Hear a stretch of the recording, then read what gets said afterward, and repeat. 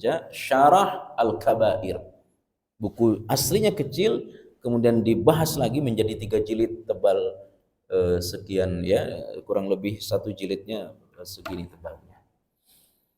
Nah, dalam pandangan Ibnu Umar, dosa besar itu ada 9. Yang pertama adalah al-isyraku billah, menduakan Allah. Ya, ini jelas. Ini satu-satunya dosa yang kalau dibawa mati tidak akan diampuni oleh Allah.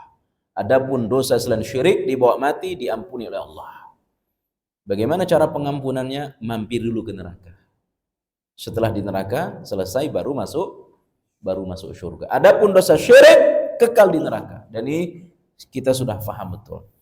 Kemudian yang kedua adalah dosa besar itu wa qatlu nasmatin, menghilangkan nyawa. Menghilangkan nyawa. Asal dari menghilangkan nyawa, pada tradisi Arab dulu, menghilangkan nyawa anak perempuan. Maka Imam Az-Zahabi memasukkan bab membunuh itu pada poin kedua dalam kitab Al-Kabairnya. Asal membunuh itu adalah dalam budaya Arab membunuh anak perempuan. Kenapa? Karena orang Arab dulu tidak senang dikasih anak perempuan. Ya, mereka tidak senang dikasih anak perempuan. Karena budaya orang Arab adalah budaya perang. Ya, maka ketika yang lahir anak laki-laki, maka mereka merasa gagah. Banyak yang ikut perang. Kalau dikasih anak perempuan, ya, mereka marah, dibunuh dengan 2 cara. Cara yang pertama, dibunuh saat baru lahir, langsung dibunuh, atau besar sekitar 5-10 tahun baru dibuang ke satu tempat, dan itu budaya mereka dulu. Karena mereka tidak senang dikasih anak perempuan. Ya, sebagaimana Allah sebutkan pada surah An-Nahl ayat 58. Wa idza busyira ahaduhum bil untha dhalla wajhuhu muswadda. Ya, orang-orang Arab dulu begitu dikabarkan lahir anak perempuan, berubah wajah mereka, cemberut, marah. Makanya oleh Allah posisi anak perempuan itu diangkat. Dengan apa? Nanti di beberapa bab sesudah ini, keutamaan anak perempuan. Siapa yang dikasih anak perempuan oleh Allah, ya, apalagi lebih dari 1, ya, kemudian dia jaga agamanya, pakaiannya, akhlaknya, maka anak perempuan itu menjadi 1, menyebabkan bapak ibunya bertetangga dengan Nabi di surga. Yang kedua, siapa yang dianugerahi anak perempuan oleh Allah, dia jaga agamanya, pakaiannya, akhlaknya, sampai dia punya pasangan, punya suami, maka anak perempuan itu, kata Nabi, akan menjadi satir. Jadi satir. Apa satir? Tembok. Sehingga bapak ibunya tidak mungkin masuk neraka. Karena ada temboknya. Apa temboknya itu? Anak perempuan tadi.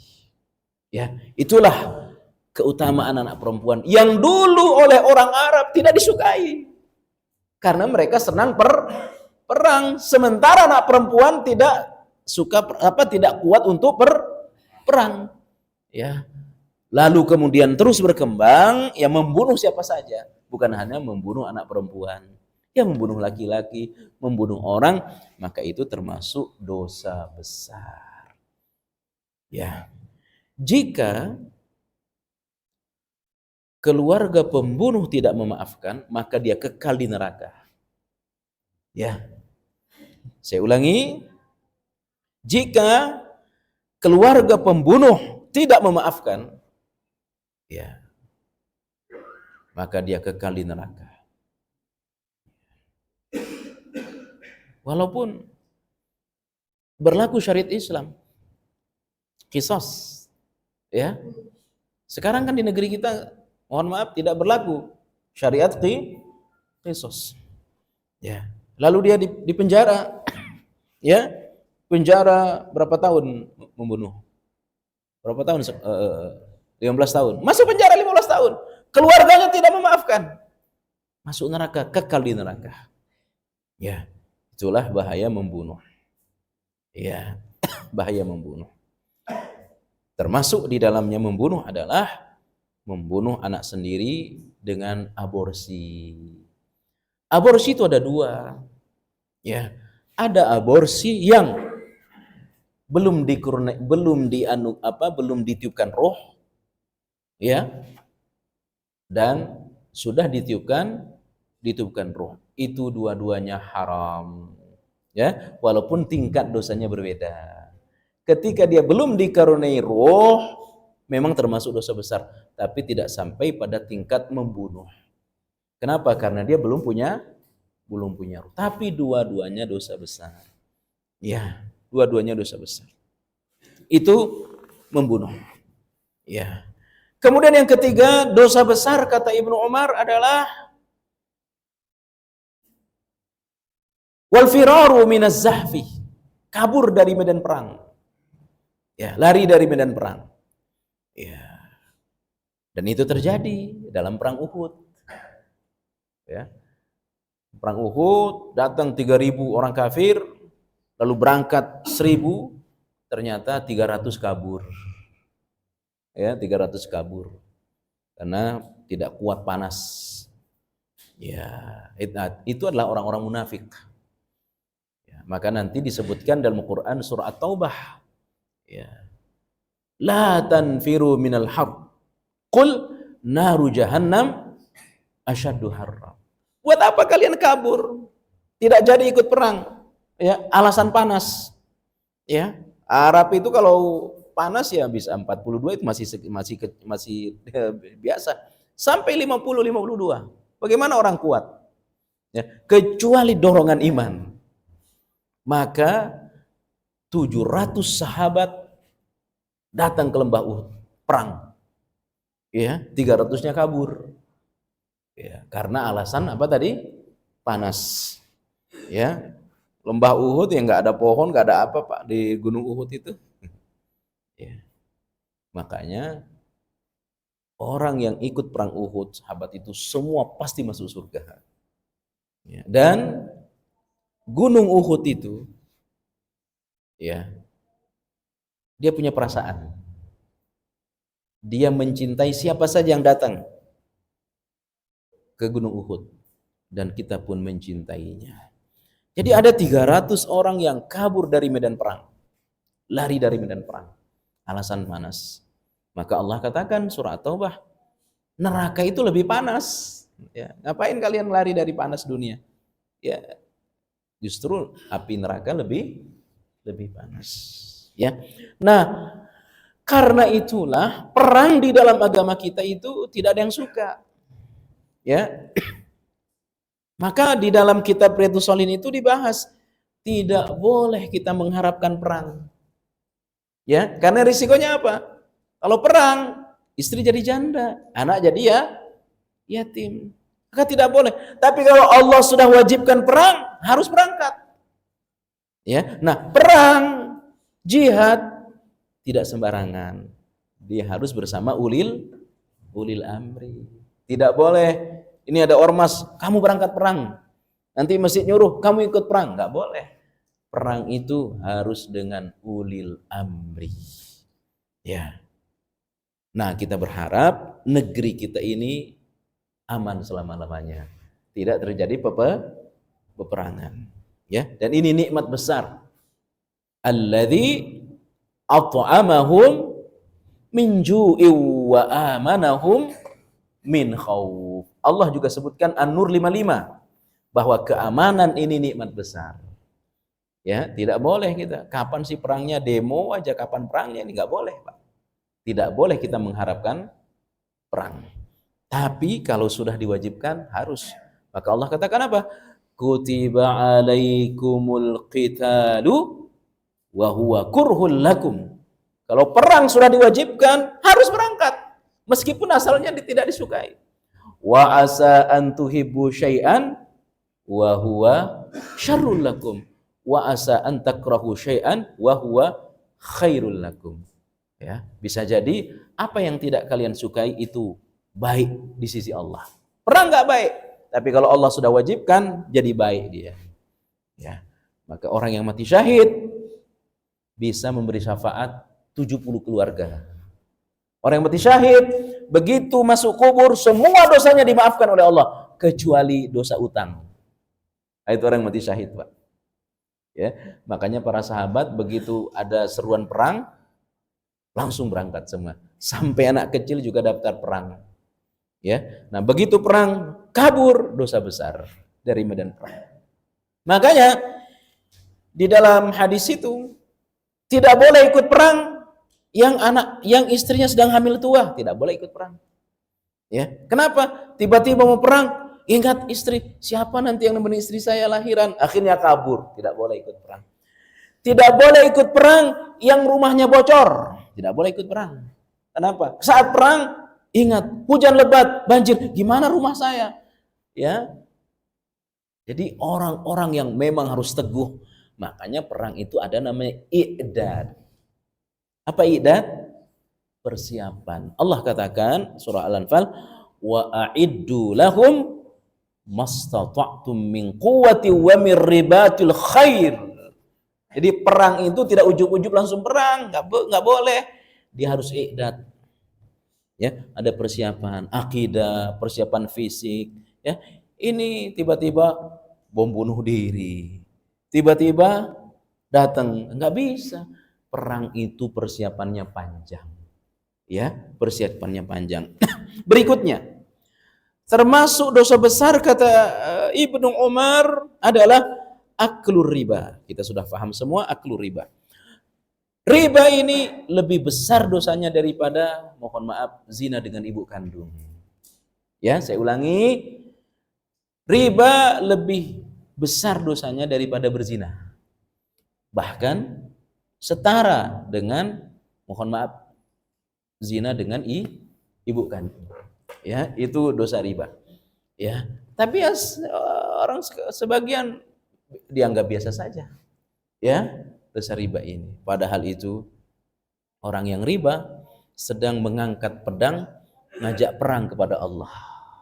Ya, yang berikutnya wa aklu malil yatim, makan harta anak yatim.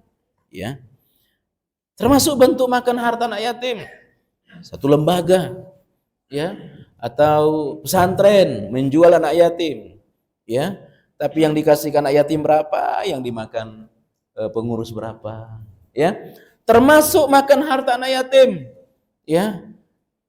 Suami meninggal, ya, ada anaknya, lalu kemudian nikah lagi, maka harta itu menjadi harta waris, ya, harus dititip harta waris untuk anak yatim. Kata ibunya, nanti ajalah. Orang dia juga mengerti kalau itu hartanya, ya, disambut lagi oleh suami barunya, iya, ya, nanti kalau ada rezeki kita ganti. Itu termasuk memakan harta anak yatim, ya, dan seterusnya dan seterusnya. Yang berikutnya termasuk dosa besar kata Ibnu Umar, wa ilhadun fil masjid, dosa di masjid. Terutama 3 masjid. Masjid Aqsa, Masjid Nabawi, Masjidil Haram. Ya, ghibah dosa besar. Tapi kalau menggibah di masjid lebih besar dosanya.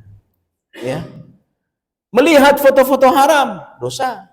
Tapi kalau itu dilakukan di masjid lebih besar dosanya. Ya, lebih besar dosanya. Ya. Nah, ada yang jelas-jelas dilarang di masjid, ada transaksi di masjid. Ya. Ini kadang-kadang orang nggak sadar, Pak, ya. Transfer di masjid, yang akadnya akad jual beli, itu termasuk tidak boleh di masjid. Ya, misalkan ada transaksi dengan orang, transfernya di masjid, itu hukumnya haram. Ya, karena termasuk transaksi di masjid. Ya, jadi urusan bisnis, urusan apa, tiba-tiba transfer. Ya, itu hukumnya tidak boleh. Ya, apalagi dilakukan di 3 masjid. Masjid Aqsa, Masjid Nabawi, dan Masjidil Haram. Di mana masjid ini nilai pahalanya juga beda. Sekali sholat Masjid Aqsa 500 pahalanya. Sekali sholat Masjid Nabawi lebih dari 1000 pahalanya. Sekali sholat di Masjid Haram 100.000. Ya, karena pahalanya begitu besar, berdosa juga di 3 masjid ini dianggap lebih besar dosanya. Ya, yang berikutnya termasuk dosa besar kata Ibnu Umar adalah walladzi yastaskhiru, merendahkan orang. Ya, makanya Allah katakan Quran surah Al-Hujurat, wala yaskhar qaumun min qaumin asa ayyakunu khairam minhum wala nisa'um min nisa'in asa ayyakunna khairam minhunna wala talmizu anfusakum wala tanabazu bil alqab bi'salismul fusuqu ba'dal iman wa man lam yatub fa ulaika humuz zalimun. Jangan sekali-kali satu kaum merendahkan kaum yang lain, ya, menganggap orang lemah. Makanya tadi malam saya ngaji di Masjid At-Taqwa itu, penghuni surga itu siapa? Orang yang lemah dan dilemahkan. Sementara penghuni neraka siapa? 2, al-jabbarun al-mutakabbirun. Jadi penghuni neraka itu al-jabbarun al-mutakabbirun, orang yang angkuh dan orang yang sombong. Itulah penghuni neraka. Ya, siapa angkuh, siapa sombong? Merasa diri tinggi lalu merendahkan orang lain. Ya, emang dia siapa? Ya, nah, itu contoh-contoh orang yang merendahkan. Ya. Nah, Bapak Ibu yang Allah muliakan, lebih lagi perempuan.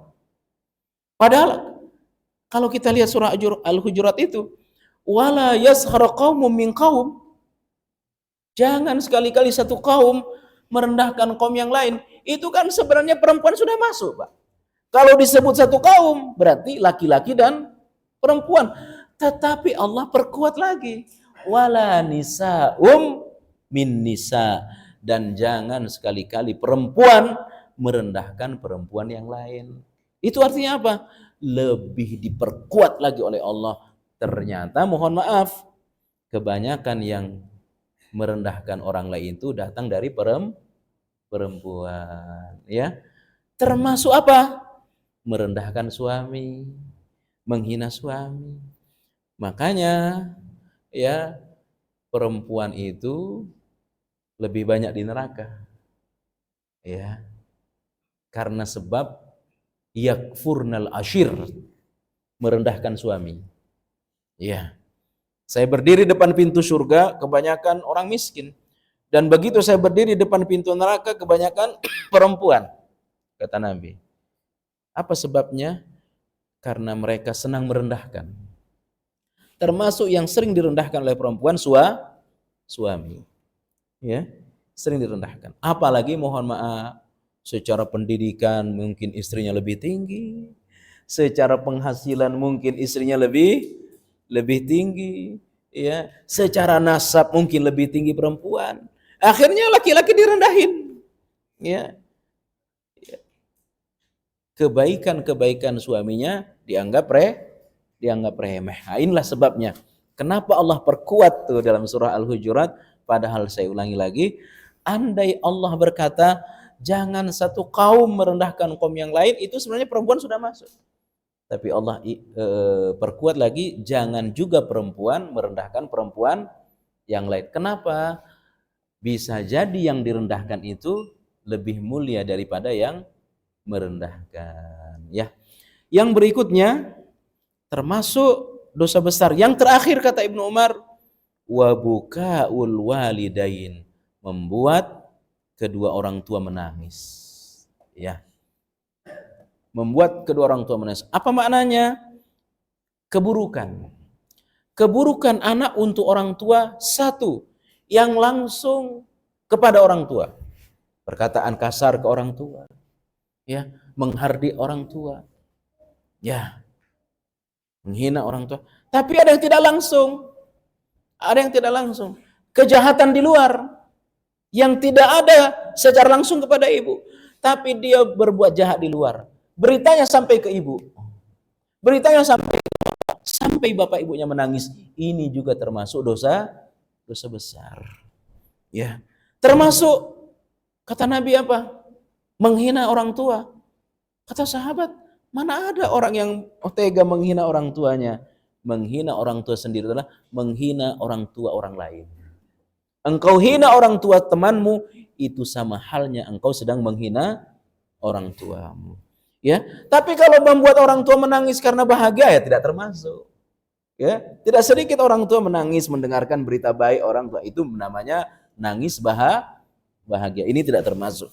Jadi orang tua menangis karena sikap buruk, ya, sikap buruk seorang anak. Apakah yang langsung kepada orang tuanya dengan perkataan kasar, dengan fisik, atau keburukan-keburukan yang dilakukan di luar sehingga bapak ibunya tahu tentang kejahatan anaknya, maka ini juga termasuk dosa besar. Ya. Karena itu Bapak Ibu yang Allah muliakan, terutama kepada kita yang masih muda-muda, ya. Ya, di antara kiat agar kita terhindar dari dosa, ingat saja orang tua kita. Ya. Ingat orang tua kita. Orang tua saya nggak bakal seneng nih kalau saya melakukan ini. Ibu saya nggak bakal seneng nih kalau saya melakukan ini. Kalau saya zalim, kalau saya nggak, ya. Itu di antara kiat. Nah, maka kenapa Imam Nawawi memasukkan Imam Bukhari masukkan ini ke dalam bab bakti ke orang tua. Nah, lega sudah salah. Ternyata apa yang dilakukan tidak termasuk dosa besar. Jadi tidak ada dari 9 poin itu, tidak ada yang dilakukan oleh salah.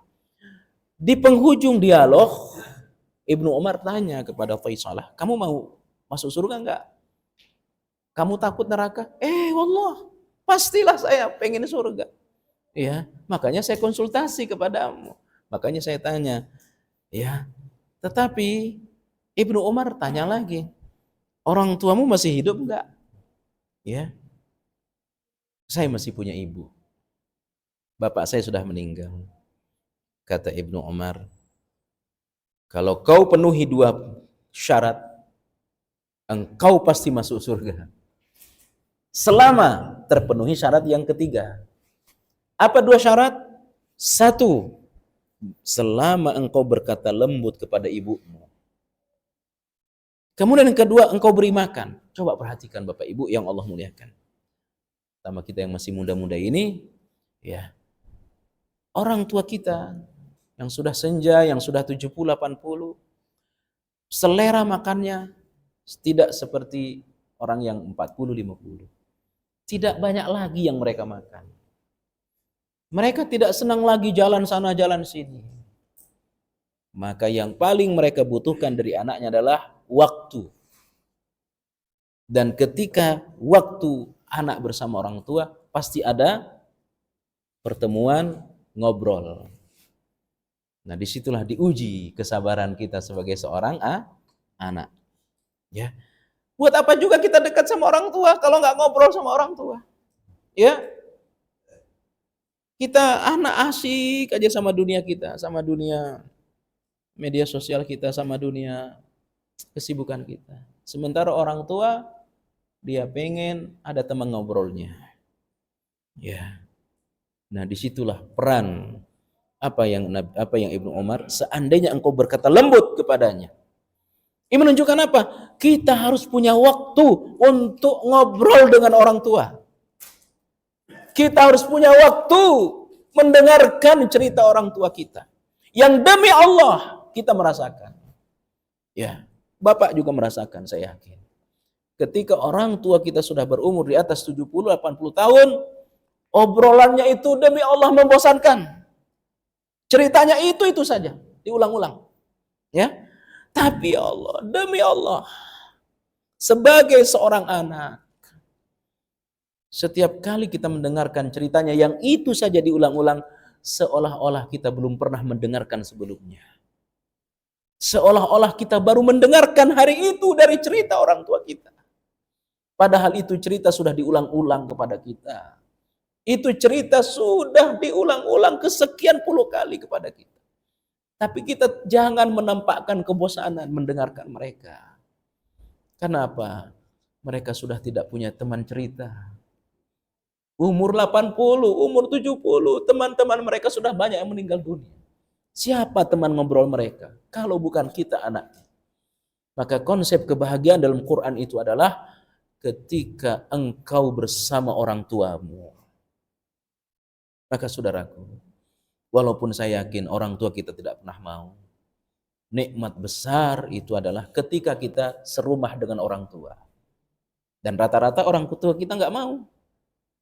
Karena mereka menganggap hidup mereka ngerepotin kita. Mereka tidak mau. Tapi paling tidak, seandainya mereka tidak mau serumah dengan kita, dekatkan rumah kita dengan mereka. Dekatkan rumah mereka. Atau kalau juga tidak mau, nah barangkali mereka tidak mau dibawa ke Jakarta atau bagaimana, sering-seringlah jenguk mereka. Sering-seringlah tengok mereka. Ya. Dan demi Allah, orang tua kita malu untuk mengatakan, saya rindu kepadamu, saya kangen kepadamu. Mereka malu, mereka ya punya harga diri yang mereka tidak akan pernah sampaikan kepada anaknya. Maka ketika kita dekat dengan mereka, kesabaran kita diuji. Tingkah mereka yang Allah katakan, summa radadnahu asfala safilin, itu diantara maknanya kata ulama tafsir, orang tua bersikap seperti anak kecil. Umur boleh 80, umur boleh 90, tapi gaya seperti anak kecil. Itulah kesabaran kita sebagai seorang anak diuji. Dan mereka merasa bahagia mendapatkan anak yang sabar. Ya, barulah kemudian yang kedua, ketika kita sudah berkata lembut kepada mereka, engkau beri makan. Yang bisa. Ya, silakan azan dulu.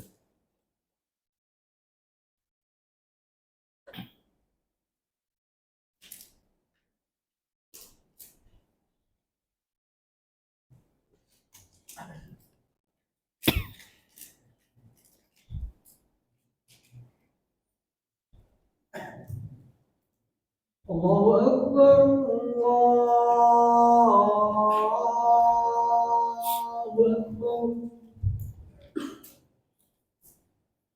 Allahu Akbar, Allahu Akbar. Asyhadu an la ilaha illallah.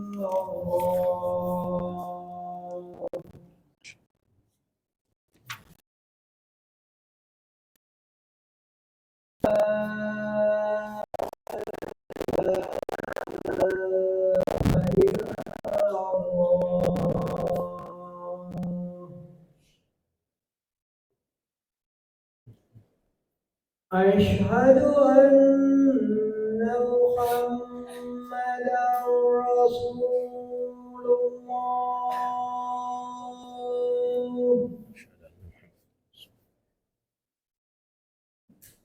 Asyhadu anna Muhammadar Rasulullah.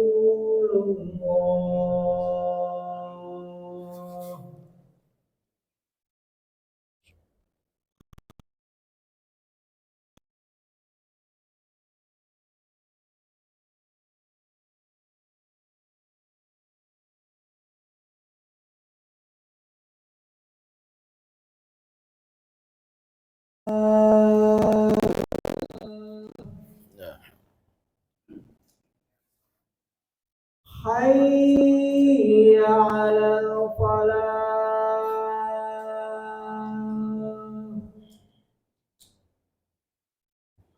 Hayya 'alal falah.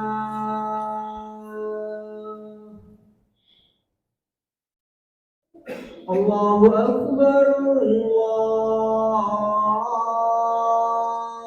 Akbar. La ilaha illallah. Allahumma hadhihi da'wati ati Muhammad Rasul. Kita sambung sesaat Jadi Bapak Ibu, yang paling dibutuhkan oleh orang tua yang sudah senja adalah ucapan lembut dari anaknya. Karena selera makan mereka sudah sangat sedikit.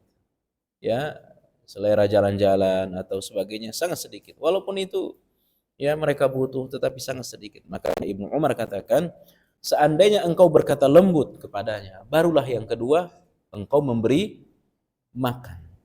Ya. Dan syarat yang ketiga, selama engkau menjauhi dosa besar. Jadi berkata memberi makan masih masih jima, tidak ada gunanya, tidak ada gunanya. Yang terakhir, bayanu anna birral walidain minal asbabil azimah lidukhulil jannah, bahwa bakti ke orang tua terutama kepada ibu adalah sebab utama orang dimudahkan oleh Allah masuk surga. Maka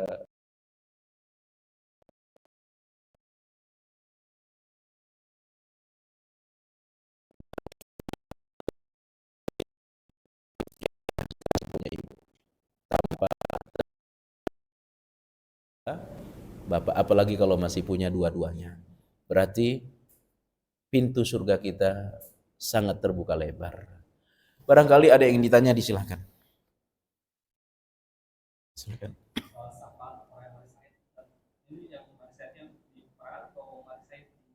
Di peperangan.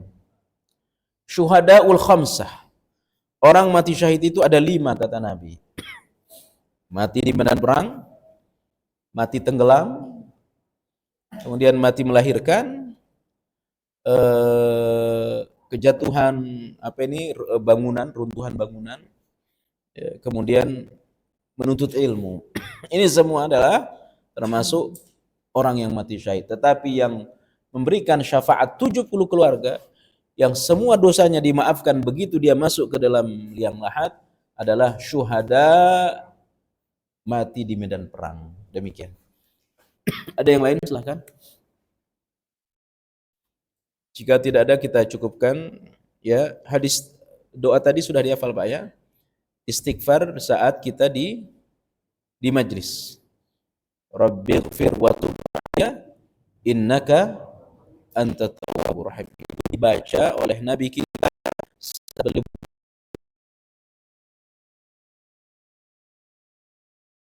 pertemuan RT atau membaca. Saya kira cukup kajian kita, insyaallah kita akan sambung di pertemuan mendatang, insyaallah di pekan keempat bahas kitab Bulughul Maram. Nanti di pekan kedua bulan September kita masuk pada bab merendahkan diri di hadapan orang tua. Subhanakallah bihamdik, asyhadu an la ilaha illa anta astaghfiruka wa atubu ilaik. Mohon banyak maaf, semoga Allah terima kebaikan kita, Allah maafkan dosa-dosa kita. Assalamualaikum warahmatullahi wabarakatuh.